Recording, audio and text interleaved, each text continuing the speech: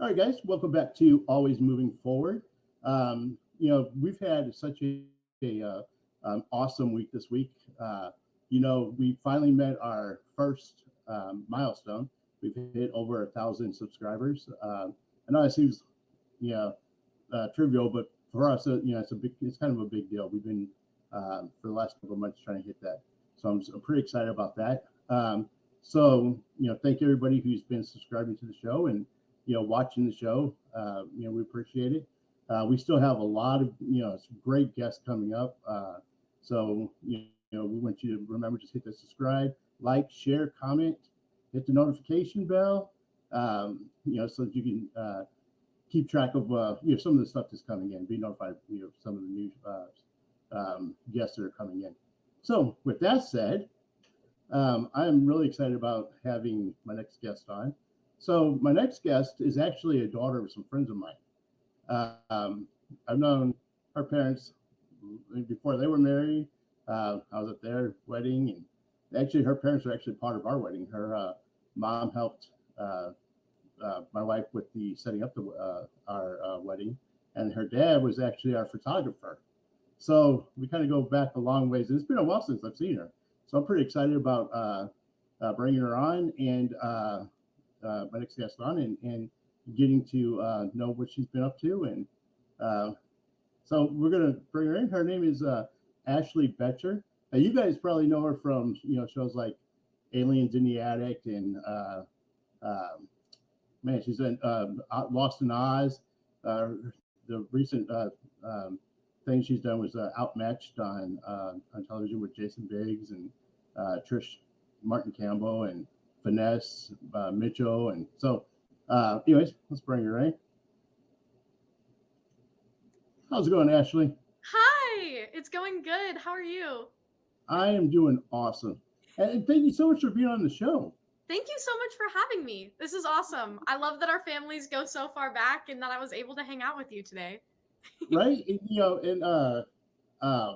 would, I've been from the beginning, we started this in December. And I don't know if you know Harmony, my friend Harmony. Do I? I don't know, maybe, but so he and I started the show back in December. Okay. And I told him that one of the guests I wanted to get on was you. So, it's been going all the way back. So anyway, so now you're finally here. I'm excited. I'm excited about, my audience get to know you and all the stuff that you've been doing. So we're just going to jump into it. So, so would you tell us a little bit, first of all, let's tell our audience kind of where you were born and raised and kind of what life was like growing up. All right. So I was born in a little town in nowhere, Texas. I grew up in the country, surrounded by horses and farms, with two awesome parents who you obviously know pretty well. Right. I am an only child, so I got all of the attention. But yeah, so I grew up in Texas and just fell in love with filmmaking and creating and acting when I was really, really young. Ever since I was actually 2.5 is when I was wow. like, yeah, exactly. What 2.5-year-old is like, hey, mom, dad, I want to Right. be a film director? Crazy. But it happened, I swear. And Right. that's when I would literally make little at-home videos with my stuffed animals Oh, and wow. tell stories and always creating. Then when I was how old was I? Like 6? Is that? Yeah. When I was like 6 is when Aliens in the Attic happened. Before that, I had been doing acting classes and stuff like that. The first thing that I ever booked was actually a Friendly's commercial when I was around 2.5, 3. Oh, And wow. so, yeah, absolutely crazy. Wouldn't have been possible without my parents. Literally for that audition, we Right. got the call like 24 hours before. And they're Oh, like, hey, wow. can you be in Chicago tomorrow afternoon? And my parents were like, I guess we're driving. So they packed up the pickup truck and we drove from Texas to Chicago overnight. Wow. Mm-hmm. Yeah, that's a long drive too. Oh, So yeah. yeah. So I'm originally from Hammond, so like right outside of Chicago. Oh, That's where I was cool. born and raised. Yeah. So That's yeah, awesome. it's a long drive. I've had to make that drive several times, but So let me ask you this. So at 2 years old, you know, um, you were wanting to get into acting. So how did that kind of transpire? I mean, what led up to like your parents getting you into that commercial? Oh, oh my goodness, that is such a long story. Um, basically, when I was like itty bitty, I knew that's what I wanted to do. I was Right. obsessed with movies. I would Hmm. watch movies in all the different languages. I would watch the director's Oh, commentaries when I was a little kid. wow. Absolutely obsessed with movies. Knew that that's what I wanted to do, and every door that opened was honestly just God. It all started again, itty bitty. I don't recommend this. This is not Hmm. my advice for anyone looking to get Right. into the entertainment business.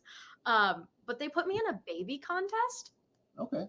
Yeah, they put me in a baby contest, and I ended up winning the regionals, and then eventually ended up winning nationals. And that's how I got an agent. Okay. Yeah, so during that Cool. whole time, I was also doing like dancing, acting classes, and all that stuff. But it was actually through that and through God being like, yeah, a mall baby contest. I can work with Right. this. I can work with that. And That's then, pretty cool. yeah.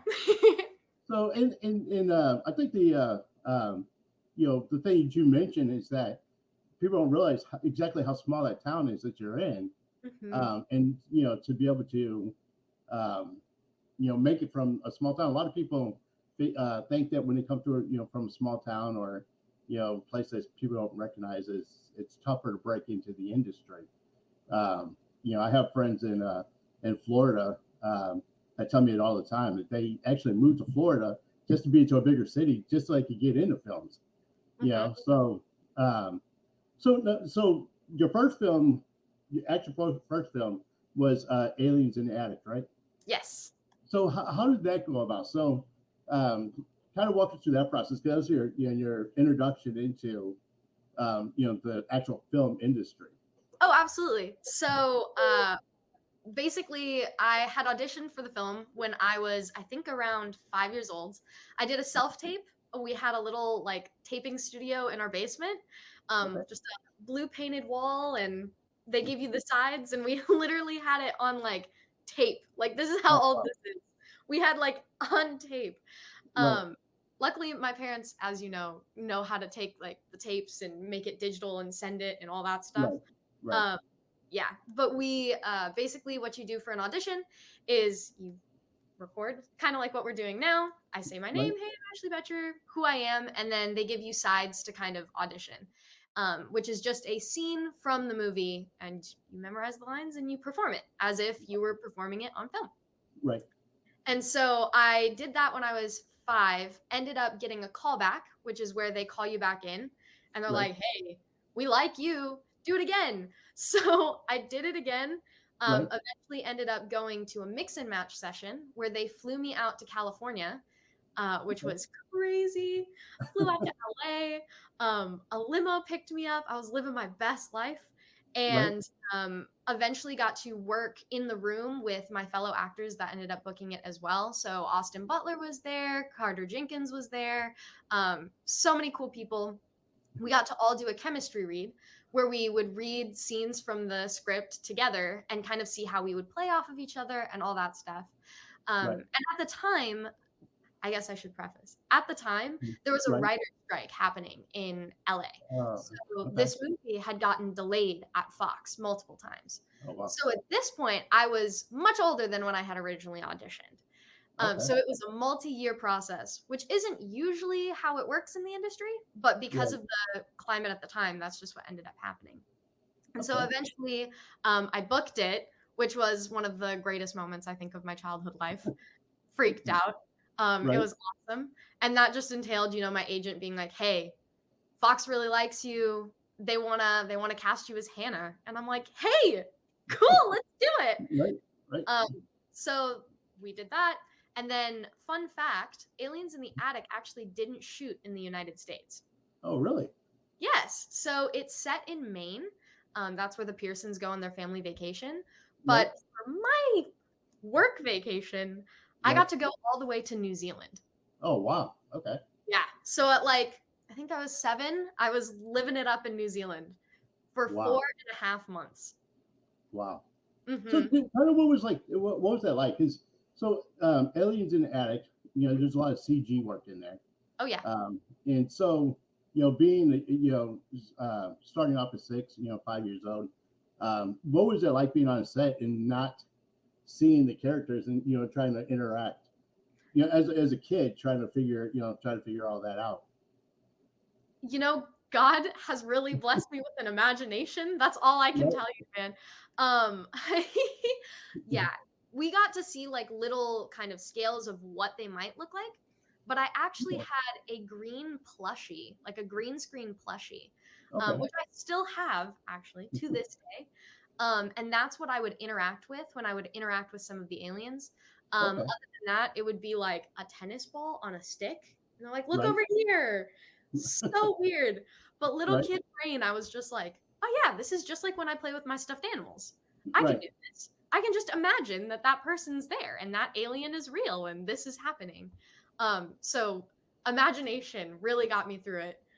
I think if I Okay. was a little bit older, it would have been like, this is kind of weird. But because I Right. was still so young, I was just like, oh yeah, I'm just You're playing. just open to it. Yeah. Mhm, Right. exactly. So, and there's a lot of action scenes in there too. Mhm. Oh, So, I got to do my own stunts. oh, you did? Yeah. Cool. Cool. It was So, super. now, after Aliens in the Attic, um, what's, how did that start building your career? So after Aliens in the Attic, I got to work with some really awesome people like Ashley Tisdale, Austin Butler, Carter Jenkins, as I mentioned before, and a ton of awesome people. Right. That kind of launched everything in the sense of it gave me more of a name. And because those people were attached to it, I was like, hey, Right. I also kind of know these people, and word kind of gets around because it's Right. all about who you know and who you've worked with, and obviously if you have talent. And Right. so after Aliens in the Attic came out, at this point, I had an agent in uh, Texas, an agent Mm. in Chicago, and I think an LA agent at this point. And Oh, they're like, wow. okay, you have made it from like the little pond, you're ready to go to LA. And I was Oh, like, I am? I'm 9 years old. Okay, well, why not? So we ended up renting an apartment in California in 2009, and that's where I kind of broke into. I had new representation, and right. I was in LA, which, just like you said, you have to move to the bigger cities to really Right. like start to take off. Right. And so we decided to move to California. We obviously still kept our roots in Texas. We Right. just rented an apartment out there, and I think my dad said the original plan was like 6 months to a year, and Oh, that wow. turned into a decade. So, Wow. mhm, So what was that like? So I mean, because you guys still do, you still go back and forth mhm. between Texas and California.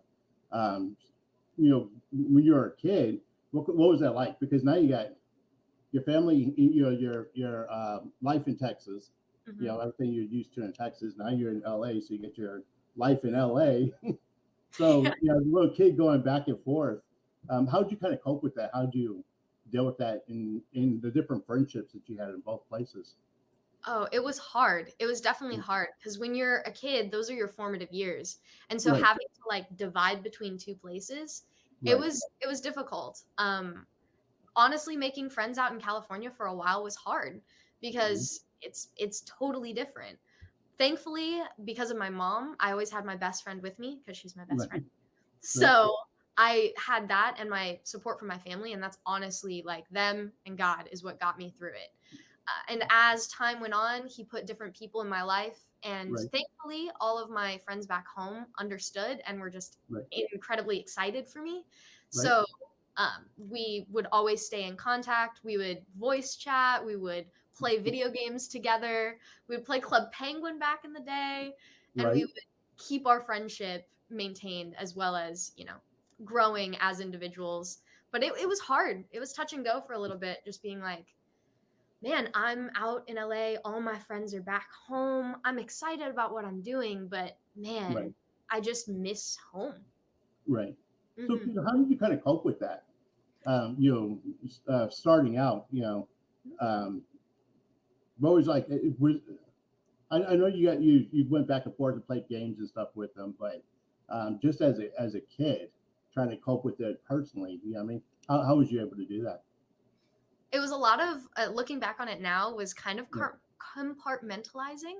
Okay. Um, I would kind of say like, okay, when I'm in LA, what is my Yeah. focus? Right. And like I said, I had the constant of my parents being there. And Right. so that was really, really helpful because even though I wasn't at home, I was still with my people. Uh, Right. Other than that, it was eventually just getting a social life and kind of getting my footing. Right. Um, and honestly, again, just because I was right at that age, it was a lot easier than I think it would have been if I was a little bit older. Because once you kind of hit, 11, 12, you kind of start to get insecure and Right. awkward and uncomfortable. And that's when the rubber really hit the road and it got really hard being out in LA. Right. So let me ask you about schooling. Yeah. His schooling is going to be different from here in Texas, Mhm. and then going out to LA, and because you're not just there um, living in LA, you're actually working in LA, Mhm. so you're on the set. So how did that work out with your schooling? Well, fortunately, I was homeschooled my entire academic career. Okay. Um, I started school early, and so I was homeschooled my entire life, which made it so Right. much easier going back and forth because I mean, literally, my mom was my teacher for everything except science and math. That was Okay. my dad. He was my science and math teacher. And then my Right. grandpa was my principal, and my grandma was his secretary. Oh So wow. it was awesome. So you just Um, had the whole family. yeah, exactly. Right. Um, yeah, so going back and forth, that was way like, oh, that was such a help because I was able to do school literally anywhere, whether it Right. was here in Texas, in New Zealand, Canada, literally anywhere. And as for schooling on set, something that not a lot of people I think realize is they actually have set teachers. So there are like Okay. laws in place to make sure that kids are getting educated on set because, Right. education's important. And Right. so we would have to do a certain amount of hours every day, and we would actually have set teachers. So how that would look is my mom would just bring in my computer and my curriculum, and Right. for the allotted hours that I needed every day of schooling time, I would Right. be in essentially a dressing room or a classroom, a makeshift classroom, Right. and we would just yeah do school. Wow. Hmm. Just thinking about that because a lot of the places you're going, like it's not just LA and Texas, you're Hmm. going, in other countries as well, Hmm. to film. So trying to keep up with that schedule, I don't know how you did it. I don't know Yeah. either, but somehow I ended up Yeah. graduating at 16, so Oh it wow. worked. Oh, that's it right there. Yeah. So okay, so you've been doing this for how long now? Ooh, since I was 2.5, now I'm 22, so I 20 years. guess Wow. 20 years? Okay. It's not That's crazy. possible that you're that old. So because I that makes us older. So so so during that 20 years, what do you think is the biggest takeaway that you've learned so far? Oh my goodness. I'll ask you a follow-up question. As a Sure. person or as an actor? I would say as a person, Okay. right? Ooh. The biggest takeaway would probably be you are not defined by other people. Okay. You are defined by God. Right. Because when you're growing up in that industry, you're literally judged on your appearance. You're judged on literally everything. I was experiencing rejection ever Right. since I was 2 years old. When you don't get a project, especially when you're a kid, it's very easy to be like, they don't like me. They don't Right. like me. And sometimes, honestly, casting just wouldn't like you. It wasn't Right. that you were bad. It wasn't that it was just because they didn't like you. And Right. so growing up, that was really, really hard. But in my teen years, God really stepped in and was just like, who are you defined by? Right. Who are you really defined by? Right. And it took a long time to really answer that question, but I'm defined by Him. And so the opinions of other people, even though my career is Right. literally based on that, one day people Right. like you, one day people don't. At the end of the day, who am I? What is my Right. identity? Is my identity Ashley Boettcher the actor? Or Right. is my identity Ashley Boettcher, the daughter of the one true king, you know? Right. And leads me to think about some of the other actors that I've interviewed. A lot of them, well, they kind of divide. So there's some actors who they're older, they're adults, and they've gotten into acting, and so when they get rejected, you know, in the beginning, it really bothered them. You know what I Mhm. mean? Because they felt like they started questioning their choice of going into acting, because they said some of those casting directors can be pretty harsh. You Oh know, yeah. Oh so yeah. whenever they uh, you know criticize you, whatever, I don't say criticize, let's say critique you, but so they had a hard time dealing with it. Some of them said too that they understood that because a lot of them are also producers and directors and stuff too. So they said that they had to learn too that it wasn't something that was personal. Hmm. Sometimes as a filmmaker or a casting director or a writer, you already have a specific um, body type or person in mind whenever they write these, so they don't take it personal. And that's adults having a hard time. So as a kid going through that, what was that like for you? Yeah, it was easier in the beginning when you're Right, young, because again, just kid brain, it just right, is different. Then teenage years it got really, really bad. It was really hard because I took everything personal because you're a teenager. You right, know, that's universal teenage experiences, right, emotions, and yeah, all of that. And it was really hard. From the age I would say of about 14 to honestly probably about 19, I struggled a lot with like well, depression and all of the things of poor body image and a lot of self-doubt and self-loathing because it took a long time to realize that it right, wasn't personal. And as I've gotten older and matured, that kind of right, realization hit, especially in right, my late teens, but still that emotional damage from when you were a kid, you had right, to kind of work through and process through still. But yeah, yeah, it there were a lot of there were a lot of breakdowns in the car with my mom being like, "Why am right. I doing this?" So was there ever like a particular role, like something that you just like had your heart set on, and that you didn't get? Oh, absolutely. Probably. Oh, absolutely. Yeah. Yeah, so So many times. Yeah. so how do you deal with that? How was you able to overcome that? It was hard. I know I keep saying that, but really, Right, genuinely, it took a lot of support from my family, a lot of right, prayer, and just perspective. I think right, when I was a kid, especially like the teenage years, like I said, everything was personal. It was right, they don't like me, I'm not good enough. I wasn't what they wanted. How can I be what they wanted? right, Especially when it's a role that you yourself see yourself in that character. There were so right, many times I was reading scripts and I'm like, "Oh my gosh, this is me." Like they don't know me, but they wrote me. This is insane. right, And so you just go in there and you're yourself because you're like, "Oh, this character is basically me." And then they're like, "Yeah, no." And you're like, "What?" But it's I what? right, What do you mean?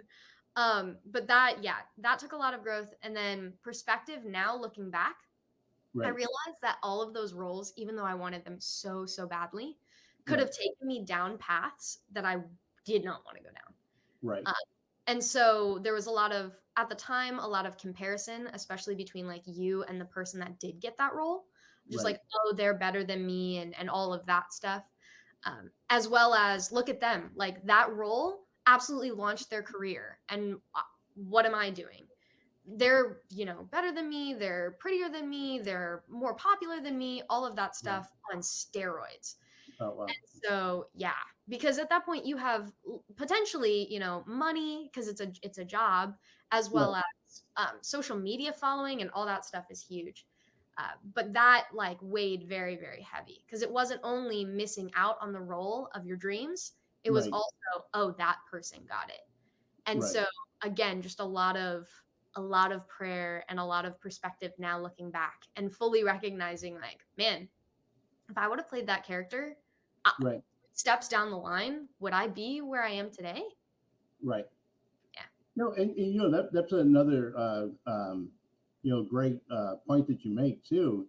That sometimes God prevents us from doing different things because He sees the big picture. Yes. Yeah, He sees the big picture, so He knows. Uh, He's always looking out for what's best for us, even if we don't understand it at the time. Absolutely. So that's a great perspective that you have on that. As you got older, you started realizing that. So now let me ask you this. So if is there like a particular role or a particular character that you would love to do? Like what's your dream, your dream movie? Oh my goodness. That's such a big question. It's actually changed a lot over the years. I used to always say all the time, like, dude, I just want to be a superhero. I think that would be awesome. Right? Like Marvel, DC, hi. Right? Um, but man, currently in my life, whew, I don't know. I think still being a superhero would be awesome. That would be Right? the dream. But also just it sounds so cliche, but really knowing what I know now, Right? whatever God provides, that's what I want to do. Right? Whether that's a background character or something insignificant or the, lead role of the new Marvel movie. Just Right? because really, and again, this is perspective that I've recently gained. Right? Looking back on it now, it was never necessarily about the roles. It was about the sets. It was Right? about the people that I was able to talk to and be around. Right? So, whatever that looks like, I'm happy with that. Well, that's another great point too. Is that it's the chance to be able to network with some of the people that you've been able to Mhm. network with and people that you got to meet. I even doing my doing this show, I'm almost every day I wake up, I'm always astonished, and amazed about the people I get to meet doing this, and hearing their stories. Um, you know, and a lot of the people, that you see on my show, nobody's ever heard of, but to be able to sit down and just hear their story and network with them and get to know them, it's just, to me, it's been a blessing, so that's awesome. Um, so now that that you've been doing this for a while, um, are you looking at, like, you started off, you said that you wanted to be like, what, a director or producer? Is that kind of something you want to add to, like, your current uh, arsenal? Oh, absolutely. Right. I'm constantly writing. I actually had the opportunity when I was, ooh, how old was I? I think I was 14, Okay. to actually go to New York Film Academy and Okay. do a summer program with them where I got to write and direct my own short film and spec Right. commercial. So yeah, I like have written and directed and done that stuff, which is super cool. Cool. Um, and I've had the opportunity to shadow some truly incredible directors like Joe Nussbaum, who's known for Just Add Magic. I got to shadow him, which was really, really cool. And Alethea, Alethea, I love her. She recently got married. But anyway, she directed an episode of Gordimer and I got to shadow her on that set. And she's Oh, wow. just absolutely wonderful. She's absolutely incredible, and I've been so blessed to have the opportunities to get to shadow those people, and also Right. being an actor, being on set and growing up on set. I got to Right. really get to know people in all different areas of the industry and how it Right. kind of works. And I got to learn from each and every one of them all throughout the course of my life. So, Right. yeah. And that's another thing too, is growing up, starting young and be able to grow up on these different sets.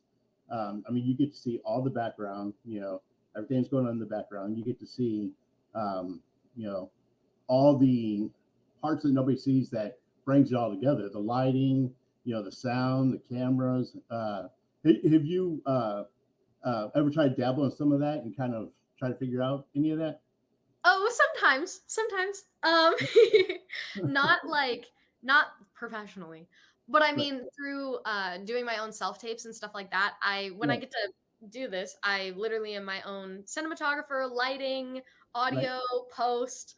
I get to do all that stuff. And then whenever I make short films or stuff like that, Yeah. like the program I did with New York Film Academy, I actually had to do all of those roles myself as well. Oh, So, wow.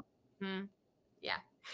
Yeah. So like these like the short films that you're talking about, Mhm. do you have like a place that you kind of air them and try to let people see them, or are they just like No, private collections? You just I don't think they I don't think they live on the internet anywhere right? yet. I honestly should post them because I Yeah. have them.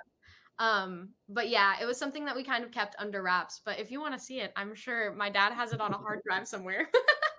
I'll talk to them tonight about it and see Cool. what they got. So that's the thing too, is that right now, um, you know, social media and technology is Mhm. just so accessible that if you decide you can do that, there's so many places you can launch that, and and be able to showcase that stuff and build on it as well. So that's one of the things I was doing this before doing television and radio. I was younger, but we didn't have the access. We had to go to like public access television, or we didn't have YouTube and all that. I wish we had that back then. That would have been a lot of fun. But now that technology is here, it's just so much more accessible and be able to get your stuff out. And you also have um, a better chance of networking with people Mhm. that you probably wouldn't normally just see. I just got to meeting somebody who has a YouTube show in Australia, and Whoa. yeah, so Anastasia Varkos, and so she and I like trade guests now. I mean, I'll send some of the guests, Michael McGlone and Pooja uh, Mahindra. I sent them over to do interviews in Australia, and she sends people my way as well. So yeah, it's been a lot of fun, and up until recently, it was hard to do that stuff. Oh, So absolutely. Mhm. um, I would love to see you be able to to expand and direct and produce and and add to your arsenal of stuff that because you're still young, and so you got you got a lot of time to be able to be able to bring out new stuff. So Thank let's you. talk about now you've done movies, you've done television shows, but some people might not know that you do a lot of voiceover for video games too. Yep. So, so kind of what's that like? Oh, it's so totally different than on-camera acting. Right, One of my favorite things about voice acting is you can literally show up in your PJs if you really right, want to. right, Um, I actually have a sound booth that my dad and I built in our house okay, too, so I can right. even record from home if I want to, which Oh, is wow, so cool. Yep, it's great. But the difference for me, I love them both equally, but right, with obviously on-camera acting, you have to memorize your lines and do your wardrobe and go through hair and makeup, and there's right, blocking of where do you stand and props and all of the things, which makes it a lot easier to really immerse yourself in that character and in that right, world because you're literally surrounded by it. At least on three sides, because then right, the fourth wall.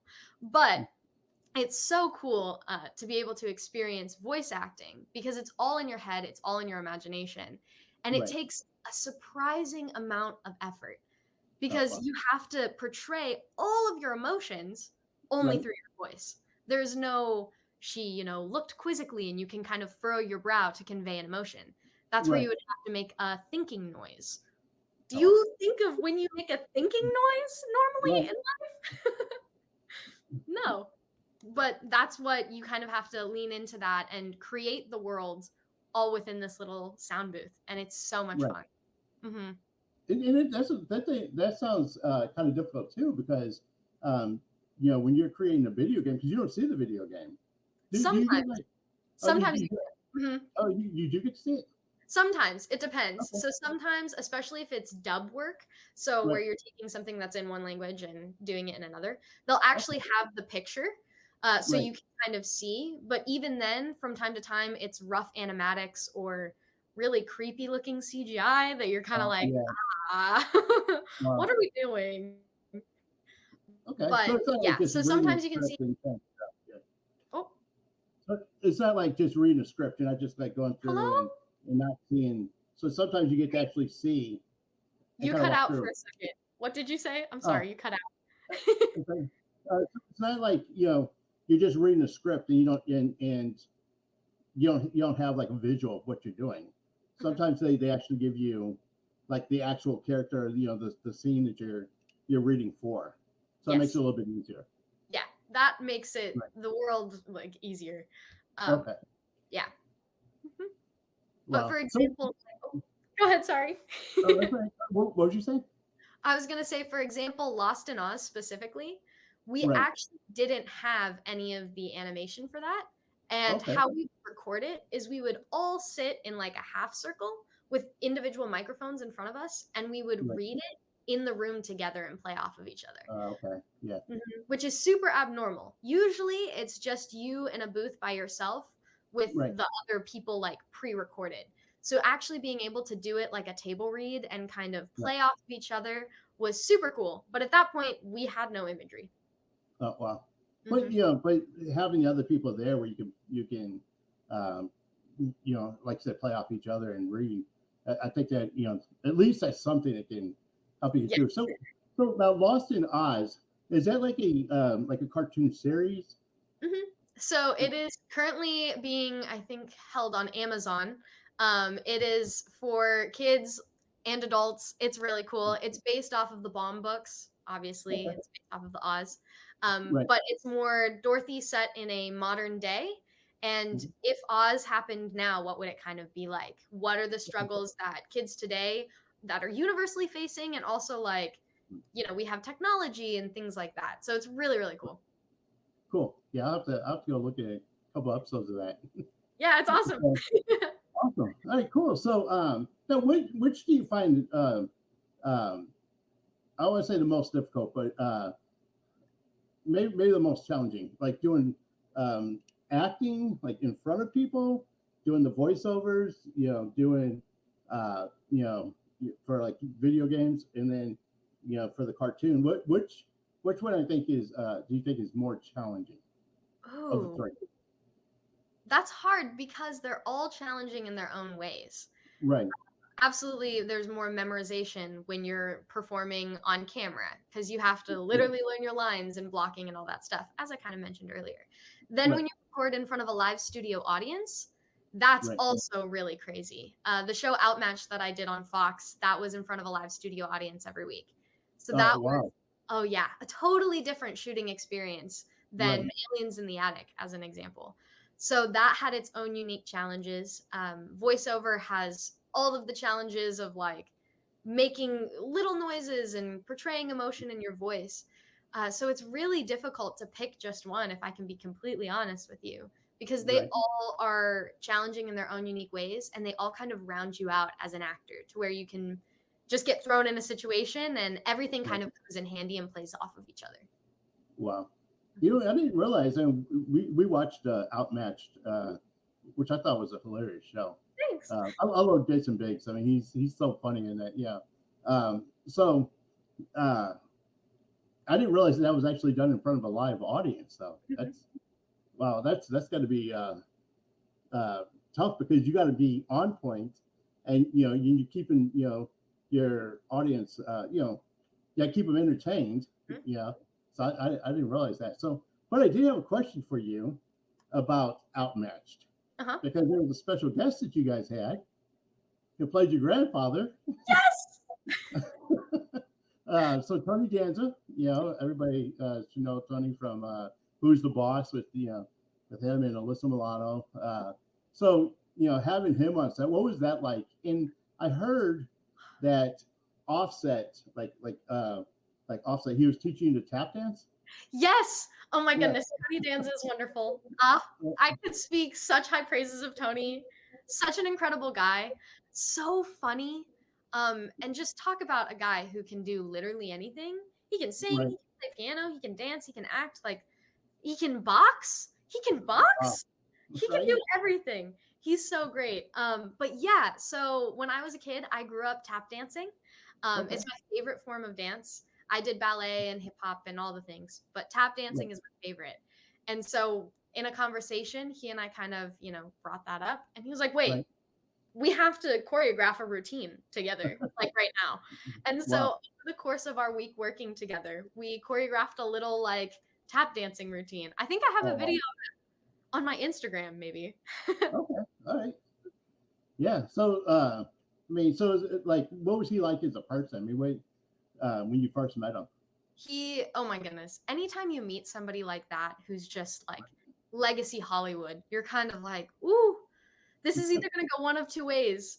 I'm either going to make a fool of myself or this will go really well. I'm excited. And I have Right. obviously seen Who's the Boss and knew who Tony Danza was before I ever met Tony.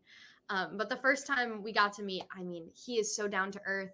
He's Oh, wow. so Yeah. humble. He's so kind, genuinely, truly kind. The fact that he would sit and talk with all of us kids, even though I was technically adult, we were all playing Right. siblings on the show. He would literally sit there and talk with us and tell us stories and dance and play piano. And he actually taught my younger sister on the show, Oakley Bull, how to Mhm. box. Oh, He wow. brought in a headband with a little like punching ball on the end of it and a rubber band. Right. And yeah, she was teaching him, or he was teaching her how to like throw a punch. Oh, wow. That's so incredibly abnormal. And it was incredible that he was just able to sit and be with us. You could talk to him for hours, hours Right. upon hours. He's so down to earth, so kind, and one of the all time coolest people I've ever met and got to work with. Right. Mhm. So, you know, I kind of noticed that too, like meeting some of the people, like Michael McGlone, and like Pooja, you know, just how down earth to earth they are, you know, just great, you know, amazing people, very talented people. You know, Mike and I, he texts me all the time, you know, and he'll send me stuff, and you know, and that's like I said, you know, some of those things that I would never, you know, a year ago I would have never thought of meeting, you know, somebody like Michael, let alone be sitting texting back and forth, you know, just shooting the breeze, you know. So, or you know, like Pooja sent me. She's working on a script that she wrote, Oh, and so cool. she sent me the script, and she's like, "Yeah, I want you to read this and tell me what you think about it." You know, so that's just been, you know, meeting the, you know, different people. I think that people who are not in the industry has a preconceived idea of how people are in that industry, and then whenever they get to meet them in person and they realize that, you know, there's people like us, you know, they're, you know, they have awesome jobs, but uh you know, they're people like us, and see how down to earth they are, and how willing, you know, that they are to get involved and help, and you know, like going on to Anastasia's show, and you know, doing the stuff they're doing. I'm just, I think it's awesome, and you know, hear that about Tony Danza too. That just, you know, that makes me respect him even more. That he's that type of person. You know. So Absolutely. is And there? go ahead. Right. What was you gonna say? I was gonna say, thankfully, I have had way more good experiences with people that I've had the honor to work with. Right. I've definitely had those surreal moments where you're like, this person is talking to me right now. Right. Maggie Lawson, who was also on Outmatched, is on one of Right. my all-time favorite shows ever, Psych. I grew Uh, up on that show. So right. when I got to sit across from her at the first table read we ever had, I was just like, Juliet O'Hara is sitting across from me. She's playing my Right. mom, and Right. she's one of the nicest people ever. This is crazy. It's absolutely insane. But Right. thankfully, yeah, you're absolutely right. People tend to think that because you're an actor, that's who you Right. are, not what you do. But Right. honestly, in the everyday to day life, actors are just people with different career paths, you know? Right. Hmm. And so that's amazing. And you know, that's Michael McGlow was in Psych too. Hmm. Yep. So you know, and I was a big fan of Psych. You know, I loved Psych. I thought it was a really funny show. So yeah, I was, you know, Hmm. with Gus and Sean. Yes. So, So good. yeah, right. I used to love that show. And now I'm, you know, talking to people who actually were on the show. So it's, you know, it's kind of, Yep. you know, for me, that's like, you know, really cool to be able to sit down and talk to those people. So let me ask you this: is there a particular actor or actress that you would love to work with? Oh, there are so many. There are so many. Oh my goodness. Um, ah, I think Anne Hathaway is just incredible. Oh, wow. Yes. I love her. I would love to just sit down and talk with her and chat with her. And work with her would just be absolutely insane. Um, Chris Pratt is also just an incredible human being. And I'm Yep. just like, you're cool. Like, let's work together. That'd be awesome. There's obviously the classics, like Leonardo DiCaprio would be great to just interact with. Right. All the people that you kind of grow up with, just being Right. like, oh my gosh, hey. As far as directors go, I mean, the classic answer is Steven Spielberg, because of course Yes. it's the classic Yes. answer. Right. His films, just like so many other people, completely shaped my view of directing and filmmaking when I was a kid. So I would love to hang out with him. And Tim Burton is another person that just growing up, I was like, man, Tim Burton gets it. He's so Right. cool. Yeah. Yeah. So and then Tim Burton, like somebody like you has like this big imagination, that's Tim Burton. All his movies are that way, Oh my goodness, So yeah. Edward yeah, Scissorhands, so good. Favorite right, movie of all time ever. right. Yeah, he has a lot of them. That's just like so creative. Yes. Uh, Mhm, so I think of people like that. I think of like Quentin Tarantino, mhm. and then people like Ron Howard, who's been Yes. around forever, who's been able to do some incredible stuff too. So Mhm. that's cool. So let me ask you this. So anybody who's like trying to break into this industry, what kind of advice would you give them? Would ask you to make sure you really want to do this. Right, right, uh, really just understanding it's hard. It seems right, fun and glitzy and glamorous, and you get to go to all these places and do all these things. right, That's not the everyday. The right, everyday is learning 13 pages of sides for 3 auditions that are an hour away within the span of 15 minutes, and you have to get yeah, between each and every one of them. That's the reality of like auditioning. And then after mhm, that, rejection. There's so much rejection. Whether you don't get a role or even right, if you do get a role, I mean, I have friends that have been in some really, really cool things that they just, the popular opinion doesn't respect necessarily people's work because a lot of people think that it's the actor's fault when a character isn't very well developed, when in yeah, reality, it goes a lot further than that. There's writers, there's directors, there's even producers that have a say in that. And so right, just knowing like you're going to be the face of every project and every character that you work on right, because they're going to see you. That's who they're going to see. right, Um, but as for practical advice, I would say get classes. Get classes and start studying. There are lots of acting studios around the whole world now, and even with masterclass, you can watch things online. But just really start studying, be diligent, and yeah, make sure you really, really want to do this. right. Make sure. Well, and then I don't think they realize too that the time commitment too. Yes. Um, Mhm, and then um, whenever you get roles, like the first role that you got, mhm. they told your parents, hey, can you get to Chicago? Yep. So now you get you got what 48 hours to get to Mhm. Chicago. You try to figure out how to get there. So Exactly. yeah, there's a lot to it that I think that people overlook. They see they look at the fame and they look at maybe the money or whatever, and that attracts them. But like you said, there's so much more to it. Um, you know, because it's still work. It's still a job. Absolutely. So because it's a job, you still have to be professional. Learning lines. I'm trying to remember. There was somebody that I saw on Hot Ones.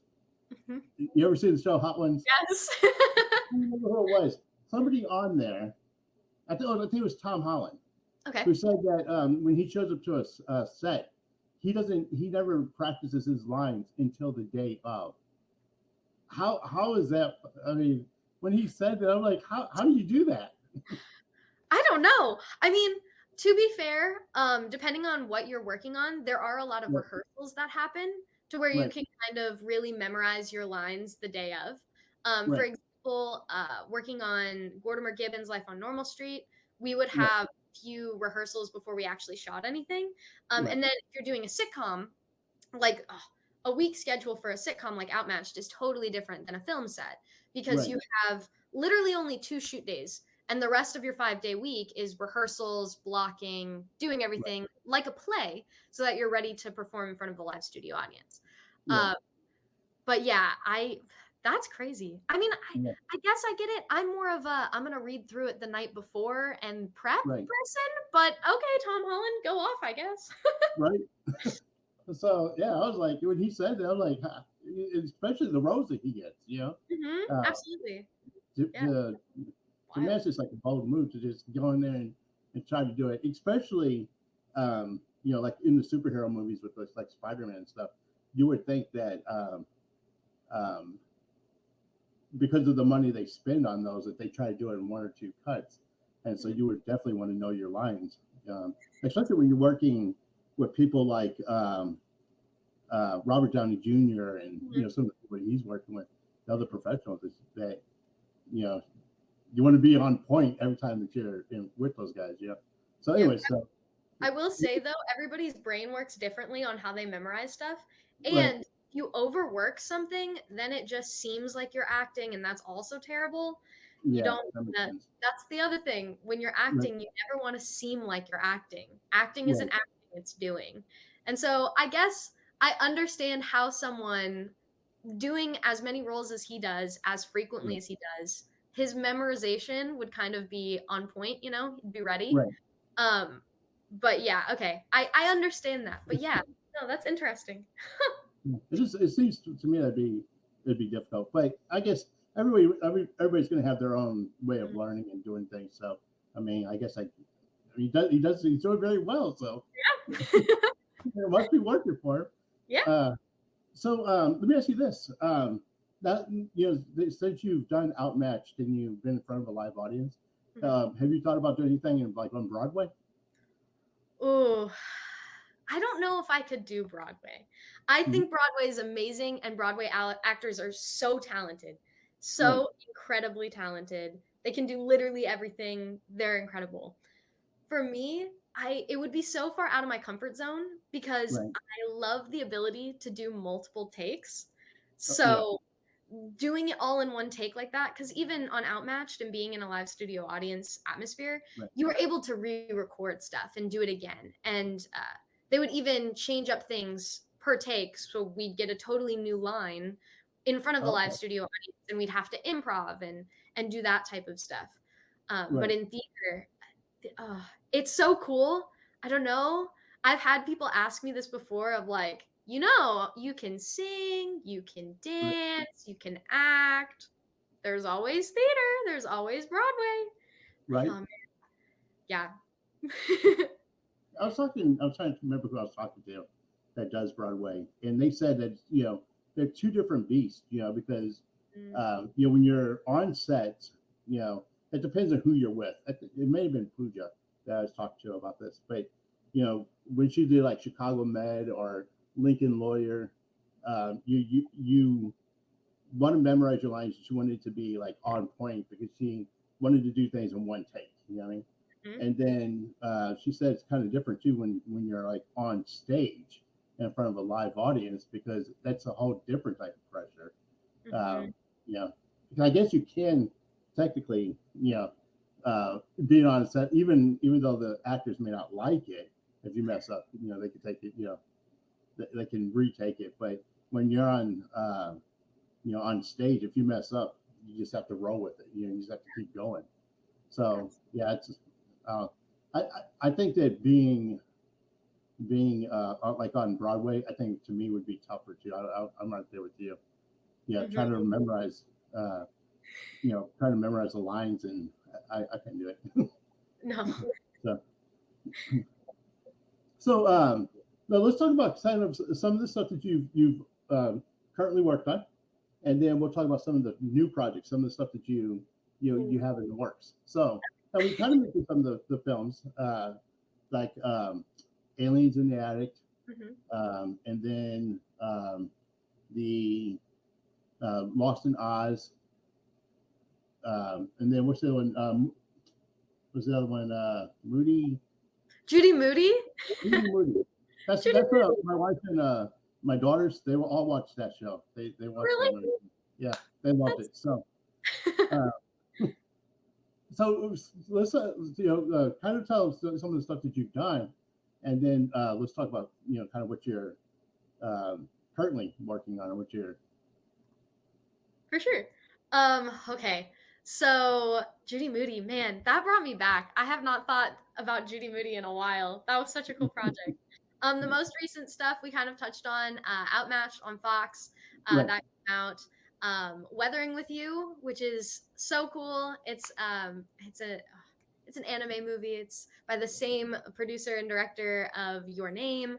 Um, Okay. it's awesome. I did the English dub of Hina. I absolutely love that project.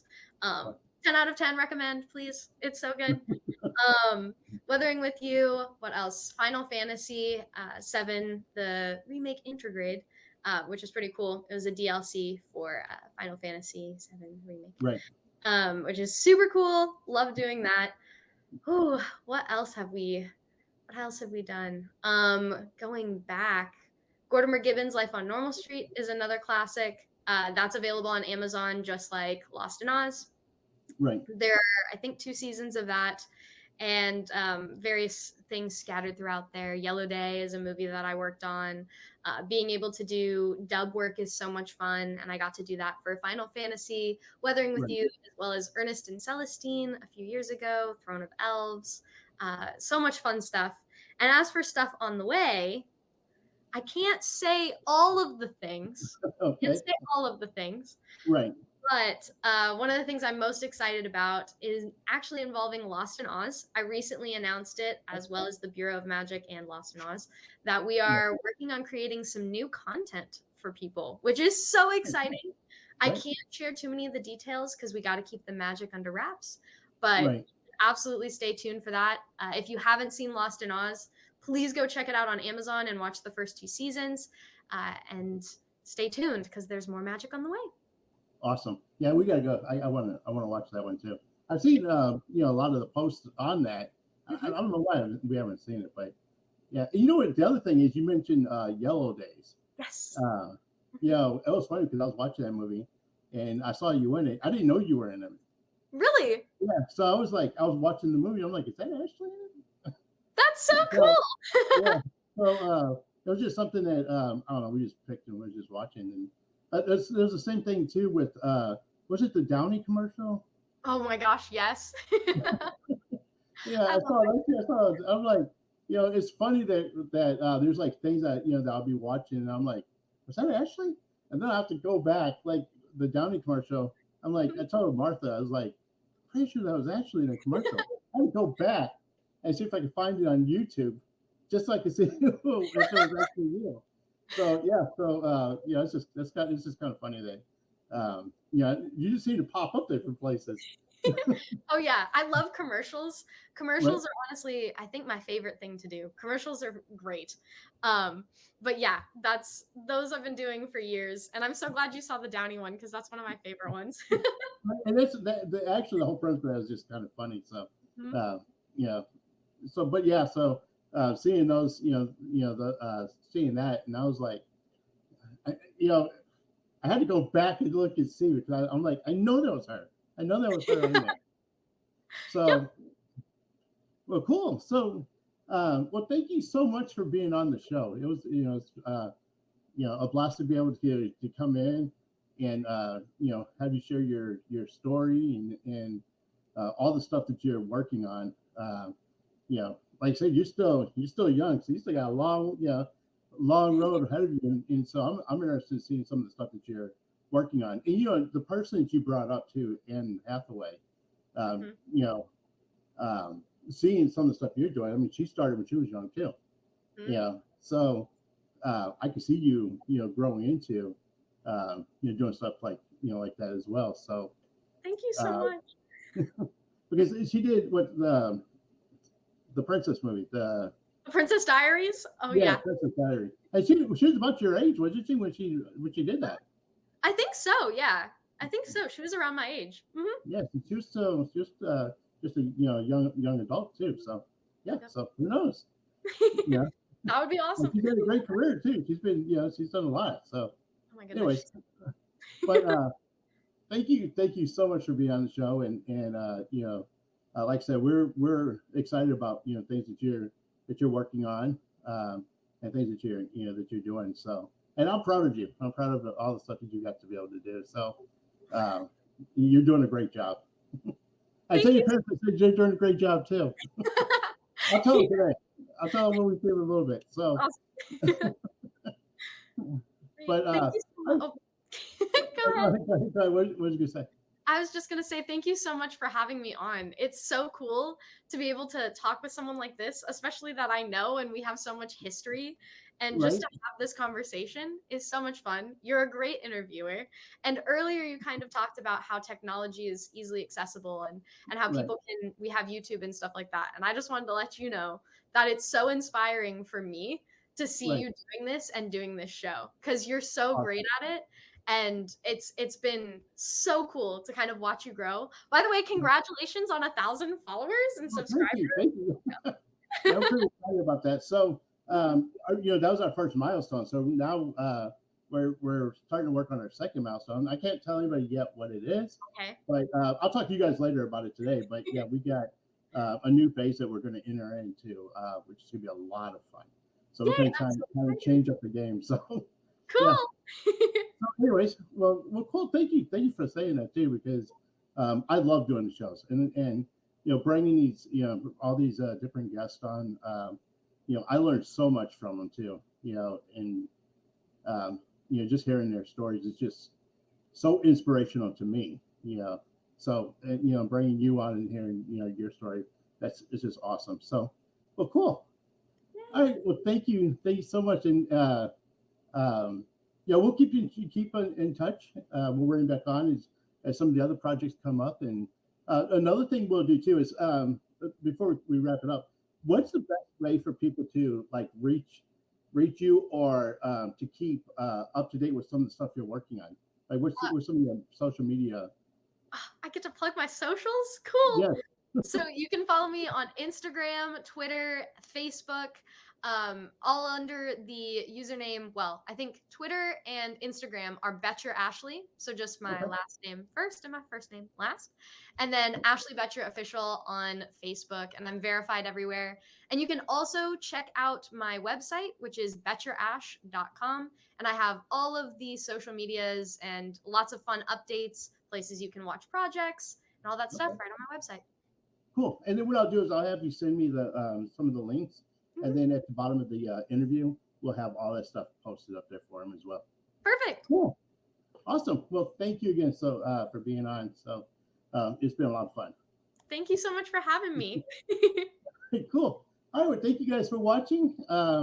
Yeah, remember just make sure you guys hit and subscribe, like, share, comment. We want to hear from you guys of what you guys are getting out of the show. And one of the reasons too that we're so excited about hitting the 1,000 mark is because we want to start doing live shows as well, so that when we have guests on like Ashley, you guys can pop up and ask questions as well too, and kind of interact. So that's why we're really excited about hitting that mark. So, all right. So and until next time, remember you are uniquely designed with a purpose, and always keep moving forward. Peace.